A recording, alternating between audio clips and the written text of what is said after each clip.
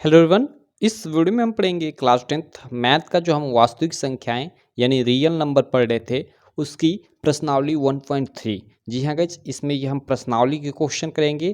पिछले वीडियो में हमने इस प्रश्नावली से रिलेटेड सारे जितने भी आपके उदाहरण यानी एग्जाम्पल्स के क्वेश्चन थे उसको सॉल्व कर लिए थे, और जितने भी इस प्रश्नावली से रिलेटेड कॉन्सेप्ट बनते थे जैसे अरिथमेटिकल थ्योरम वाला या फिर प्रमेय यानी थ्योरम 1.3 जो आपका हो गया, ठीक है। सारा हमने कॉन्सेप्ट देख लिया था। उसके अलावा हमने परिमेय और अपरिमेय संख्याओं को पूरी डिटेल में बताया कि परिमेय संख्या और अपरिमेय संख्याएं क्या होती हैं।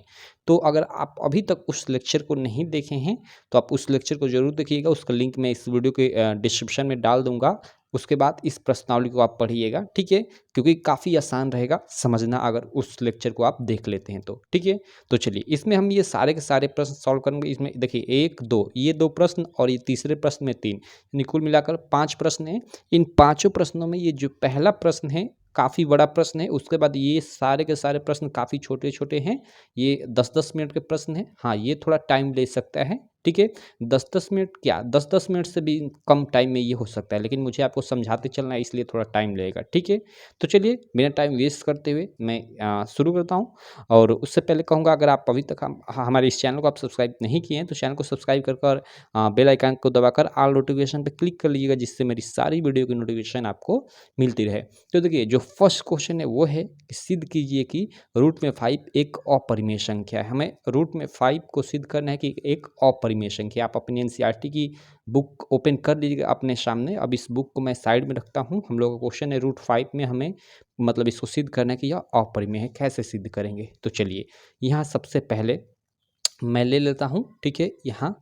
और यहाँ से हम लोग स्टार्ट करते हैं। ये हम लोग का चौथा क्वेश्चन है, क्वेश्चन नंबर 5 है। तो यहाँ मैं लिख लेता हूँ, ये हम लोग का क्वेश्चन नंबर 5 है। और क्वेश्चन क्या है, हमें क्वेश्चन दिया है, उस क्वेश्चन को भी लिख लेता हूँ कि प्रूव डैट, ठीक है, prove that root 5 is irrational, is irrational. चलिए, मतलब हमें रूट 5 को सिद्ध करना है, प्रूव करना है कि यह इरेशनल है, अपरिमेय संख्या है। तो कैसे प्रूव करेंगे? तो देखिए, इसके लिए मैंने आपको कंट्राडिक्शन मेथड बताया था, विरोधाभास विधि बताया था, विरोधाभास नियम एक तरह से कह सकते बताया था कि इसके उल्टा मान लेंगे। जो ये दिया है कि रूट 5 को हमें अपरिमेय सिद्ध करना है तो हम रूट 5 को परिमेय मान लेंगे, सेम इसके उल्टा, ठीक है। तो यहाँ मैं मान लेता हूँ कि माना कि रूट में 5 एक परिमेय संख्या है, ठीक है, परिमेय संख्या है। अब देखिए, हमें रूट में 5 को अपरिमेय सिद्ध करना है तो हम लोग क्या करेंगे कि उसका उल्टा मान लेंगे। उल्टा क्या, कि रूट में 5 एक परिमेय संख्या, और अंत में सिद्ध करते जाएंगे और अंत में यही सिद्ध कर देंगे कि रूट में 5 एक परिमेय संख्या नहीं है। तो परिमेय संख्या नहीं तो भाई वो अपरिमेय है, प्रूव हो जाएगा। तो चलिए, इसको हम आगे मतलब चलते हैं आगे इस पूरे मतलब करते हैं क्वेश्चन को। उसके बाद क्या लिखेंगे, माना कि रूट 5 एक परिमेय संख्या है, अतः या अतः अतः रूट 5 इक्वल टू, चूंकि रूट 5 एक क्या है, परिमेय संख्या हमने मान लिया है। तो परिमेय संख्या भाई पी बाई क्यू के ही तो रूप के होगी। तो हम रूट 5 को मान लेंगे ये बराबर है पी बाई क्यू के, और कोष्ठ में लिख देंगे जहाँ जहाँ पी और क्यू, ठीक है, जहाँ पी और क्यू सह अभाज्य संख्याएं हैं, सह अभाज्य संख्याएं हैं, और Q equal to not zero है। मतलब क्या है कि जो पी बाई क्यू संख्या है वो सहभाज्य संख्या। देखिए, सहभाज्य संख्या कहने का क्या मतलब है, थोड़ा यहाँ मैं आपको मतलब बता देता हूँ। जैसे देखिए 60/5 ये क्या है, सहभाज्य संख्या, ये किसी संख्या से नहीं कटेंगी दोनों, ठीक है। या कहीं आपको 4/5 ऐसे भी लिखा रहे तो ये भी सहभाज्य है। क्यों? क्योंकि देखिए, आप कहो कि 4 तो कट जाएगा 2 से, लेकिन हमें ऐसे बाटा में चीज़ें रहती हैं, ठीक है। तो हमें एक ही अंक से, जैसे 2 से इसे भी कटाना होता है, 2 से नीचे वाले को भी, ठीक है। तो हमने सह लिखा है, सह मतलब 7, ये 7 है अभाज्य संख्या, तो हमें 7 ही लेना है। जैसे 2 से कटाना तो 2 से ऊपर भी कटे, 2 से नीचे भी कटे, तो ये नहीं कटेगा। तो इस प्रकार की जो संख्या है वो सहभाज्य संख्या है। तो ही माना है कि मतलब जो ये रूट 5 है, मान लो इस प्रकार का होगा, और जहाँ पी और की क्या होगा, सहभाज्य संख्या होगी, ठीक है, और Q equal to not zero. ऐसे तो सारी परिमेय संख्याएं सहभाज्य संख्याएं होती हैं, ठीक है, आफ्टर सिंप्लीफिकेशन। ये मैंने पिछले लेक्चर में आपको बिल्कुल डिटेल में बताया था। अब चलिए, अब root 5 equal to p by q हो गया। अब देखिए, रूट 5 है तो इसको हमें रूट से निकालना है। तो हम दोनों तरफ वर्ग कर देंगे। तो यहाँ मैं लिख दूंगा, यहाँ वही चीज़ मैं लिख दूंगा कि दोनों दोनों तरफ तरफ वर्ग करने पर और दोनों साइड वर्क कर देंगे, इधर वर्क करेंगे तो ये रूट से 5 निकल कर बाहर आ जाएगा, यानी 5 इक्वल टू इधर हो जाएगा पी स्क्वायर बट्टे में क्यू स्क्वायर हो जाएगा। या आगे चलते हैं। अब देखिए पी स्क्वायर बट्टा में क्यू स्क्वायर, यानी बट्टा यानी वही भाग, तो इधर आएगा तो गुणा हो जाएगा, यानी ये 5 क्यू स्क्वायर बराबर पी स्क्वायर हो जाएगा। ठीक है, अब देखिए इसी को हम समीकरण 1 मान लेंगे, इसको हम क्या करेंगे, इसको हम समीकरण 1 मान लेंगे। और यहाँ ध्यान देने वाली बात है, देखिए 5 जो होगा पी स्क्वायर को विभाजित करेगा, तो यहाँ हम लिखेंगे, ठीक है, जहाँ 5 कामा पी स्क्वायर को विभाजित करेगा, ये चीज़ हम लिख लेंगे। अब क्यों करेगा, आप कहोगे कैसे आपने एकाएक लिख दिया, तो अगर आप पिछला लेक्चर देखे होंगे तो इसके बारे में जानते होंगे कि मैंने ये क्यों लिखा। यहाँ मैं कोष्ठ में लिख देता हूँ कि अंकगणित की आधारभूत प्रमेय से, अंकगणित की आधारभूत प्रमेय से। अब देखिए अंकगणित की आधारभूत प्रमेय क्या है, तो इसको हमने पिछले जो इसका मतलब एग्जाम्पल सॉल्व किया था, ठीक है, और जो कुछ हमने रूल देखे थे, कुछ मेथड देखे थे, उसमें हमने यह अंकगणितीय आधारभूत प्रमेय को अच्छे से समझा था। लेकिन यहाँ मैं थोड़ा आपको मतलब फटाक से बता देता हूँ कि अंकगणित की आधारभूत प्रमेय क्या होती है। जैसे देखिए, जैसे 10 है तो 10 के गुणनखंड क्या होंगे, 2 गुणे 5, तो यह जो 10 होगा ना अपने गुणनखंड 2 और 5 द्वारा पूर्णतः विभाजित होगा। जैसे इसमें देखिए 10 में 2 से विभाग चला जाएगा और 10 में 5 से विभाग चला जाएगा। तो यही क्या है, यही अंकगणित की आधारभूत प्रमेय है बस। तो यहाँ देखिए 5 क्यू स्क्वायर बराबर पी स्क्वायर लिखा हुआ है, यहाँ लिखा है कि 5 क्यू स्क्वायर बराबर पी स्क्वायर। इसका मतलब क्या, 5 क्यू स्क्वायर मतलब 5 Q into Q, into into मतलब वही गुणा होता है, और बराबर मान लीजिए पी स्क्वायर का कुछ यहाँ मान आर हो या पी स्क्वायर ही रहने देता हूँ मैं। तो देखिए यहाँ जो ये पी स्क्वायर होगा ना, एक तरह से बोले तो ये क्या है, गुणनखंड है पी स्क्वायर के। तो ये पी स्क्वायर जो होगा 5 से विभाजित होगा इस क्यू से, और इस क्यू से ये विभाजित होगा। तो ही मैंने लिख दिया है, चूँकि क्यू इससे हमें लिखने की जरूरत नहीं है, हमें केवल 5 से देखना है, 5 से लिखने की जरूरत है। हर क्वेश्चन में ऐसा आप करोगे, ठीक है। तो वही मैंने यहाँ लिख लिया है, जहाँ 5 क्यू स्क्वायर को विभाजित करेगा। और कैसे करेगा, तो ये गणित के आधारभूत प्रमेय द्वारा, ये अंकगणित की आधारभूत प्रमेय एक नियम है, ठीक है। चलिए आगे चलते हैं। अब देखिए यहाँ लिखेंगे, आगे लिखेंगे अतः 5 कामा पी को भी विभाजित करेगा। अब देखिए यहाँ भी एक नया लॉजिक निकल कर आया, 5 पी को भी विभाजित, मैं चलिए लिख ही देता हूँ पूरा, विभाजित करेगा। अब देखिए आप सोचोगे कि ये कैसे, तो देखिए एक और रूल है, रूल क्या है, जिसको हम यहाँ मैं सीधे पहले लिख देता हूँ कि प्रमेय 1.3 से, प्रमेय 1.3 से। अब प्रमेय 1.3 क्या है, थ्योरम 1.3 क्या है, इसको मैं समझाता हूँ। देखिए प्रमेय मतलब थ्योरम 1.3 ये कहता है कि पी कोई संख्या है और यह ए मतलब ए के वर्ग को विभाजित, मान लीजिए एक का वर्ग मान लीजिए आर है, ठीक है। तो ये पी जो संख्या है इस मतलब इस आर को मतलब इसमें भाग चला जा रहा है, ठीक है, मतलब इसके वर्ग में इस पी से भाग चला जा रहा है, ठीक है। तो ये जो पी संख्या होगी ना, ये जिसका वर्ग किया गया इस संख्या को भी विभाजित करेगी, ठीक है। तो यही क्या है, ये थ्योरम 1.3 है। तो पहले हमने यहाँ ऊपर देख ली कि 5 पी स्क्वायर को विभाजित कर रहा है, मतलब 5 पी स्क्वायर का कोई भी मतलब मान हो उसको विभाजित कर रहा है, तो 5 पी को भी विभाजित करेगा। और यह रूल किस चीज़ का है, तो प्रमेय 1.3 का। तो ये तो पहले से ये हमने अंकगणित के आधारभूत प्रमेय से सिद्ध कर दिया कि 5 पी स्क्वायर को भी विभाजित कर रहा है, ठीक है। तो 5 अगर पी स्क्वायर को विभाजित कर रहा है तो 5 पी को भी विभाजित करेगा, ये प्रमेय 1.3 से, ठीक है। तो वही हमने यहाँ पे लिख दिया है, क्लियर है। अब चलिए आगे हम लोग चलते हैं, चलिए 1 मिनट। अब देखिए यहाँ हम पुनः एक चीज़ मान लेंगे, तो यहाँ मैं लिखूँगा कि पुनः माना।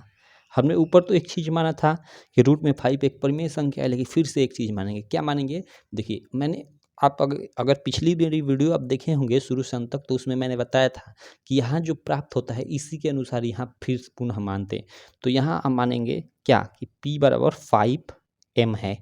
देखिए p बराबर 5m, जहाँ m एक हमने किसी तरह मतलब यहाँ m की जगह आर क्यू आप कुछ भी मान सकते हैं, ठीक है। तो यहाँ मैंने m मान लिया है, p इक्वल टू 5m हो गया।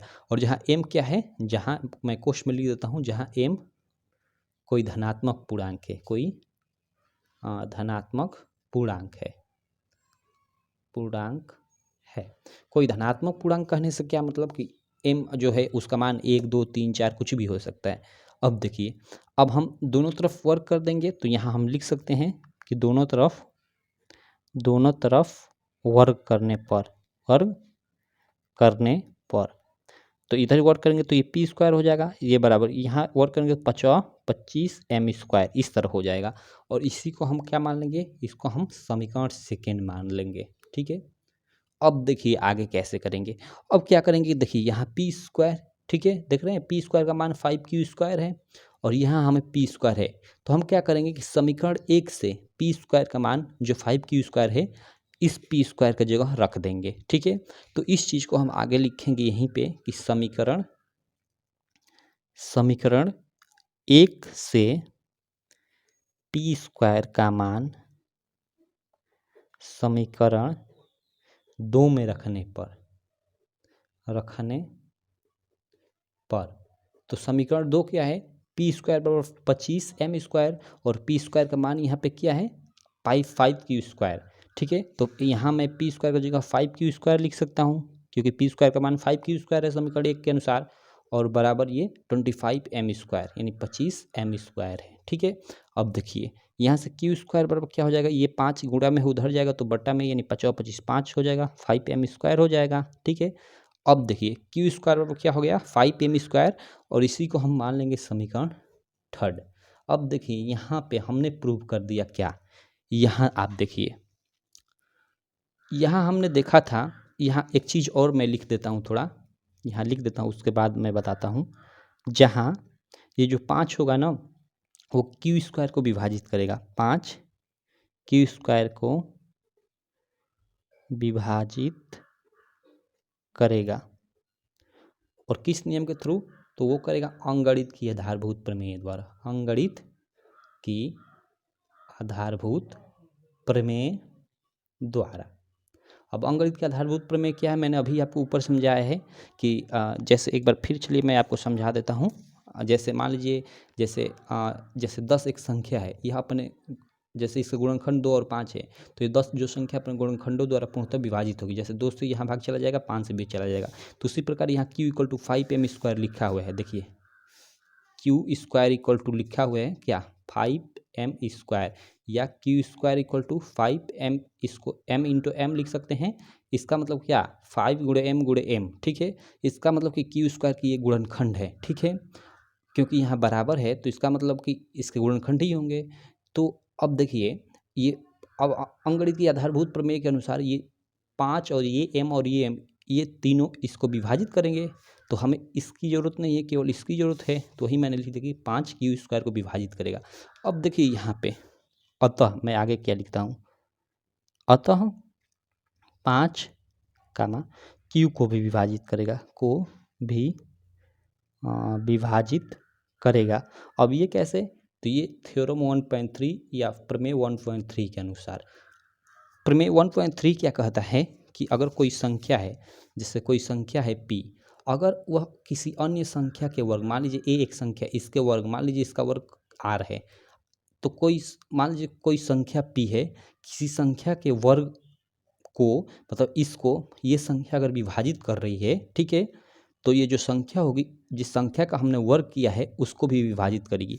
तो यहाँ अंकगणित की प्रमेय के अनुसार हमने सिद्ध किया कि 5 क्यू स्क्वायर को विभाजित कर रहा है। क्यू स्क्वायर मतलब इसका वर्ग कुछ भी हो, इसका मान कुछ भी हो, उसको मान लीजिए क्यू स्क्वायर का मान आर हो गया तो 5 आर को विभाजित करेगा। ठीक है, ये अंकगणित की आधारभूत प्रमेय के द्वारा हमने सिद्ध कर दिया। तो अगर 5 क्यू स्क्वायर को विभाजित कर रहा है तो प्रमेय 1.3 के अनुसार 5 क्यू को भी विभाजित करेगा। तो वही हमने चीज़ यहाँ लिख लिया है। अब देखिए यहाँ पे एक लॉजिक उत्पन्न होता है क्या, कि देखिए यहाँ देखिए आप, यहाँ हमने देखा कि 5 पी को भी विभाजित कर रहा है, यहाँ देखिए 5 पी को भी विभाजित कर रहा है, और यहाँ हमने देखा कि 5 क्यू को भी विभाजित कर रहा है, 5 क्यू को भी विभाजित कर रहा है और 5 पी को विभाजित कर रहा है। लेकिन यहाँ देखिए हमने शुरू में कहा था जहाँ पी और क्यू सहअभाज्य संख्याएं हैं और Q equal to not zero. सहअभाज्य संख्या लिखने का क्या मतलब कि जैसे इस प्रकार की संख्या है, जैसे 7/5 हो गई, ठीक है, या 4/9 हो गई, इस प्रकार की संख्याएं। तो देखिए ये संख्याएं बिल्कुल कटेंगे ही नहीं किसी संख्या से। जैसे इसको आप दोनों कटा सकते हो, नहीं कटा सकते हो। जैसे मैं ऐसे लिखूं कि 10/20, तो आप इसको कटा सकते हो, 2×5 = 10 और ये नीचे 2 दहा में 20, 10 हो गया। ऐसे कटा सकते हो, लेकिन इनको आप नहीं कटा सकते हो। और यहाँ वो संख्या क्या थी, p/q थी। तो यहाँ देख रहे हो 5 से p भी कट जा रहा है, और 5 से यहाँ नीचे हमने देखा q भी कट जा रहा है। लेकिन यहाँ ऐसा हमें वास्तव में देखने को तो ऐसा नहीं मिलेगा कि 5 से अगर सहभाज्य संख्या है तो 5 से या एक ही संख्या से ये दोनों कट जाए। तो ये भाई ऐसा क्यों आ रहा है, ऐसा क्यों हमें प्राप्त हो रहा है?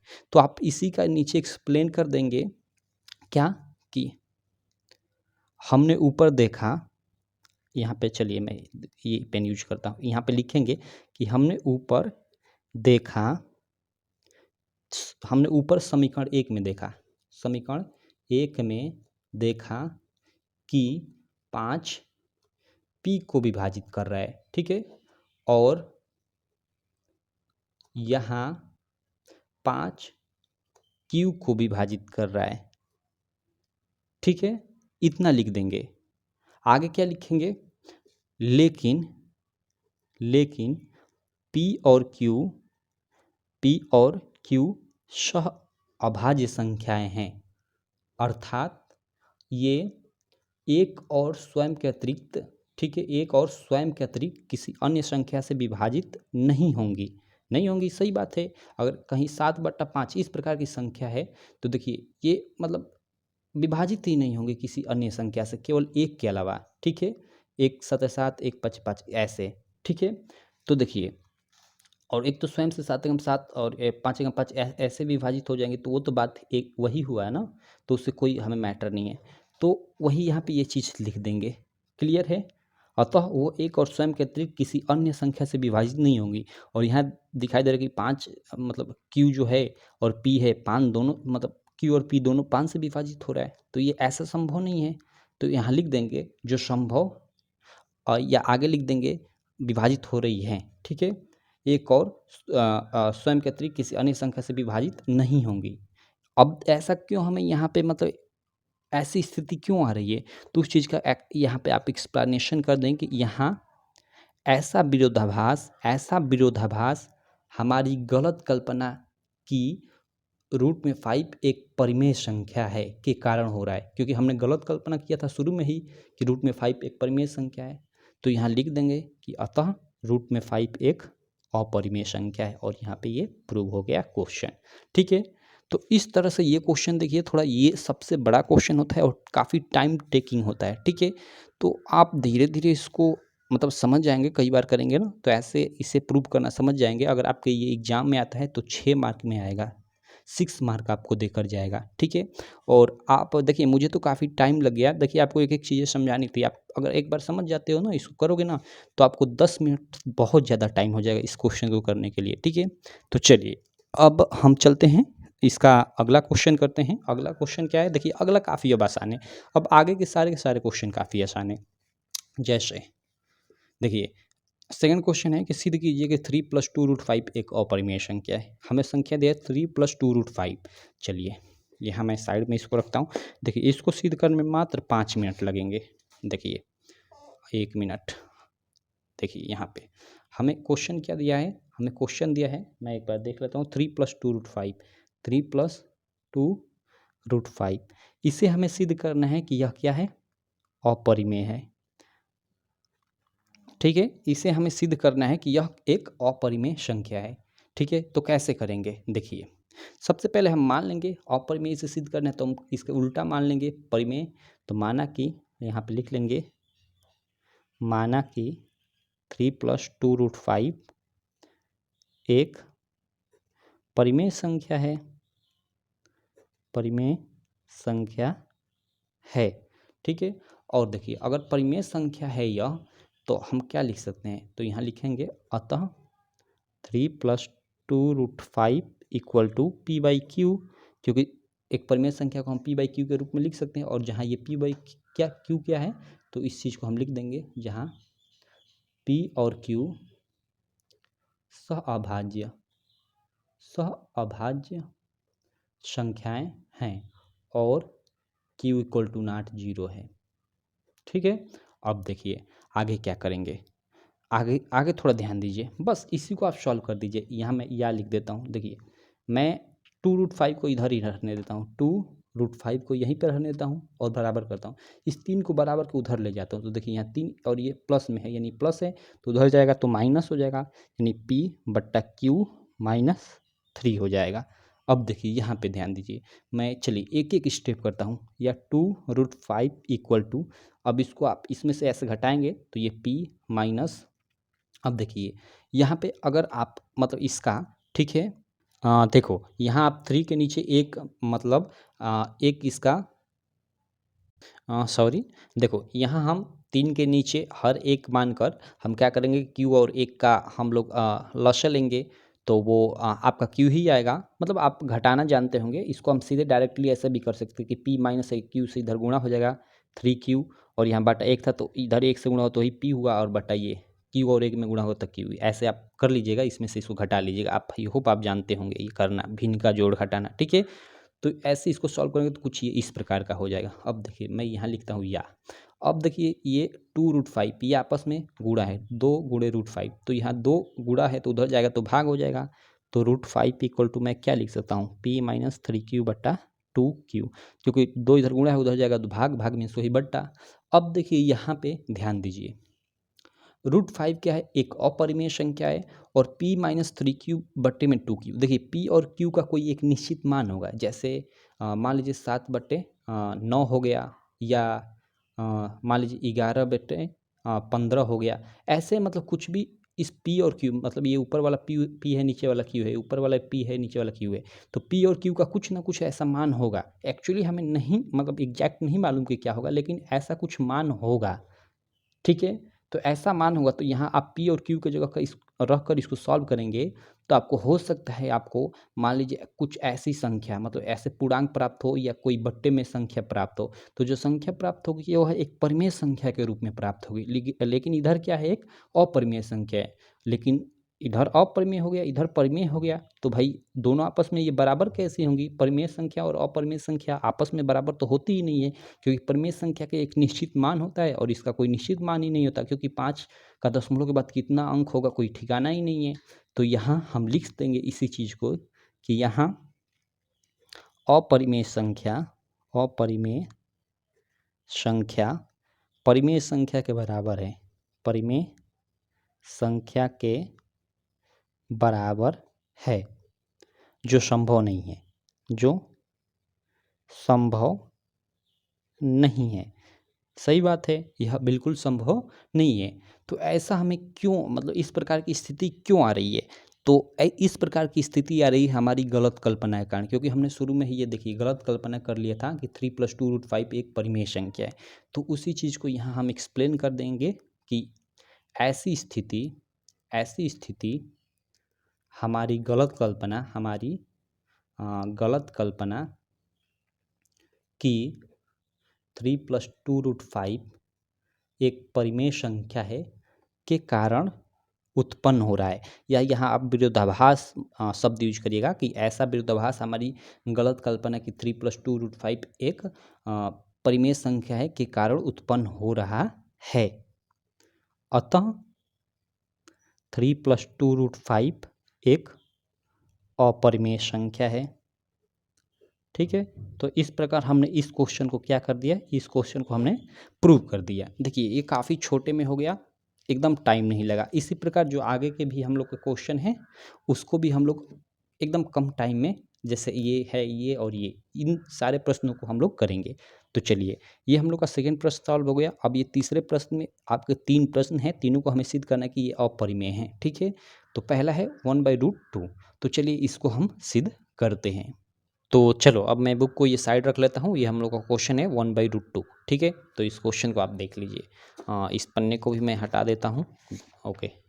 1 मिनट, अब मैं ऊपर चलता हूँ और यहाँ हम लोग क्वेश्चन लिख लेते हैं। देखिए क्वेश्चन क्या है हम लोग का, क्वेश्चन है कि 1/√2 को हमें, भाई ये मैं बार बार बाई बोल रहा हूँ, बाई मीन्स वही बट्टा, ठीक है।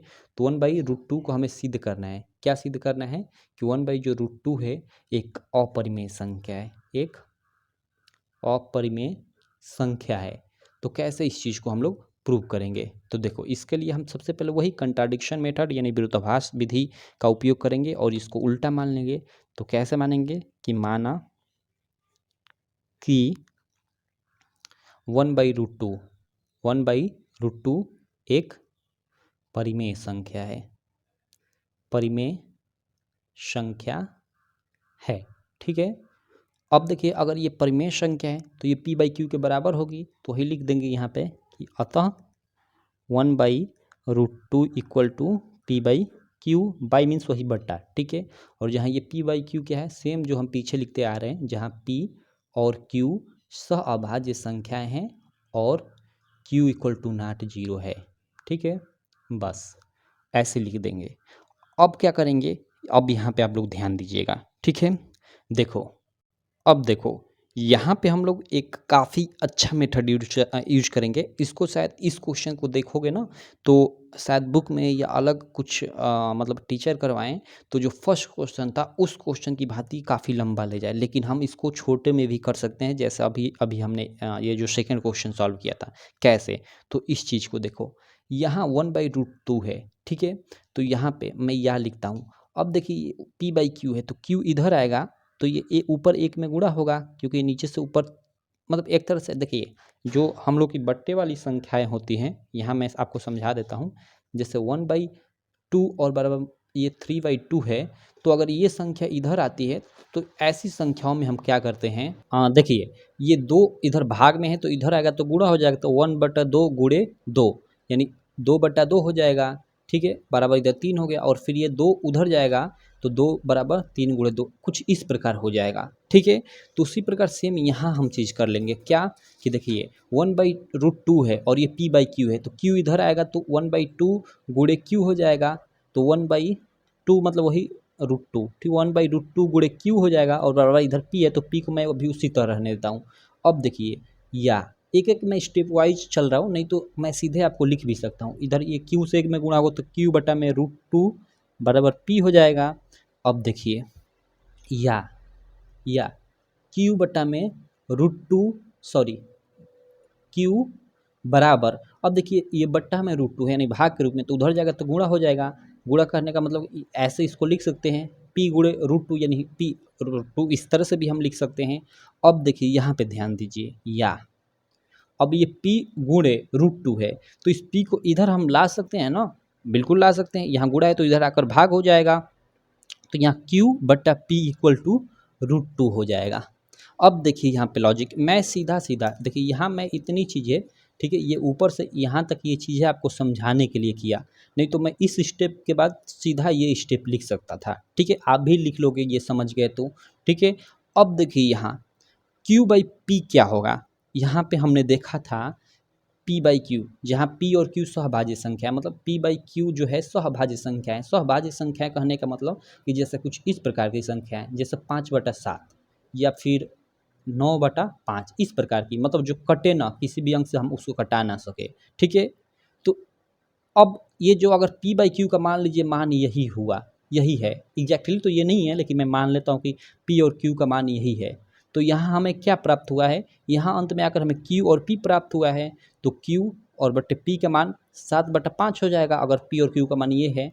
तो इसका मतलब क्या है, ये परिमेय है और ये भी परिमेय है। भाई हम यहाँ पलट गए हैं मान, तो उससे कोई अंतर नहीं पड़ने वाला, तो इसका मतलब ये q बटा p क्या है, परिमेय है। और इधर ये चूंकि √2 क्या है, एक अपरिमेय संख्या है, यानी यहाँ परिमेय संख्या अपरिमेय संख्या के बराबर है। ये बिल्कुल गलत है, ऐसा हो नहीं सकता, क्योंकि एक परिमेय संख्या का निश्चित मान होता है और अपरिमेय संख्या का कोई निश्चित मान नहीं होता, क्योंकि ये दशमलव के बाद कितने अंक ऐसे जाएगा कोई भरोसा नहीं है। ठीक है, तो यही यहाँ पे इस चीज़ को सेम पिछले क्वेश्चन की तरफ एक्सप्लेन कर देंगे कि यहाँ एक परिमेय संख्या इस अपरिमेय संख्या के बराबर है। ठीक है, तो यहाँ एक परिमेय संख्या अपरिमेय संख्या के बराबर है, जो संभव नहीं है, जो संभव नहीं है। अब भाई ऐसा हमें ऐसा विरोधाभास क्यों उत्पन्न हो रहा है, तो ऐसा विरोधाभास हमारी गलत कल्पना के कारण उत्पन्न हो रहा है कि 1/√2 एक परिमेय संख्या है। तो यहाँ इसी चीज़ को हम लोग एक्सप्लेन कर देंगे कि यहाँ ऐसा विरोधाभास हमारी गलत कल्पना के कारण उत्पन्न हो रहा है कि 1/√2 एक परिमेय संख्या है। हमने ऊपर ये गलत कल्पना कर लिया था भाई, यहाँ पे पहले शुरू में ही, ठीक है।